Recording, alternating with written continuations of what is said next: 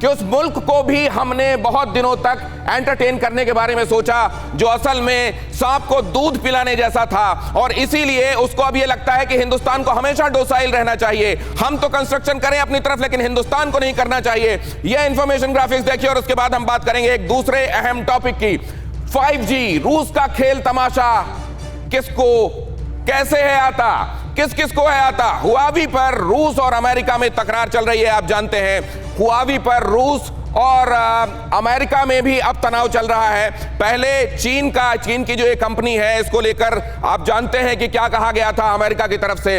America ये कहता रहा है कि ये दूसरी जगहों पर स्टूज करने के लिए, स्पाई करने के लिए इस्तेमाल किया जा रहा है। बाइट डांस ने अभी ये कहा है कि हम लीगल जाएंगे, हम ट्रंप प्रशासन के खिलाफ लीगल जाएंगे। और इधर रूस भी ये कह रहा है कि इस तरीके से बुली करना किसी कंपनी को ठीक नहीं है। रूस का भी ये कहना है कि 5G पर चीन के साथ जो हो रहा है वो गलत हो रहा है। अमेरिका की तरह उदाहरण नहीं बनेगा रूस। उसने ये भी कहा है कि हम इसमें अमेरिका की तरह नजीर नहीं बनेंगे। और चीनी कंपनी को लेकर दो मुल्कों में भीषण तनाव पर इस तरीके का बयान रूस की तरफ से आना, यह दिखाता है कि रूस का अपना ऑफिशियल स्टैंड क्या है।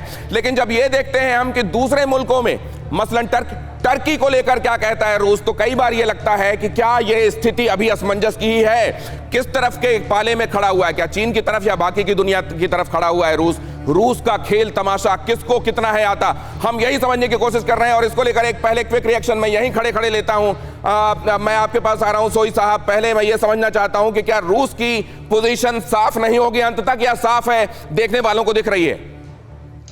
नहीं, जैसा कि एक तो पहले मैं हुआई के बारे में बात करूंगा कि चाइना की हमेशा पॉलिसी रहती है कि सिस्टम का इस्तेमाल करते हैं। आज जैसे अमेरिका में वो लीगली जा रहे हैं, तो वो चाहे लीगल हो, पॉलिटिकल हो या साइकोलॉजिकल हो, वो हर तरीका का इस्तेमाल करते हैं वहाँ के डेमोक्रेटिक सिस्टम की वीकनेस को ढूंढकर वहाँ पर उसमें से कुछ ना कुछ रास्ता निकाल के अपना सक्सेस हासिल करने की कोशिश करते हैं।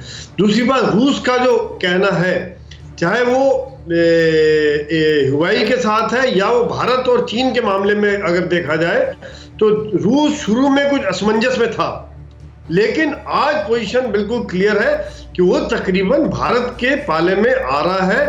परवाह देश की, सोमवार से शुक्रवार रात 10 बजे TV9 भारतवर्ष पर।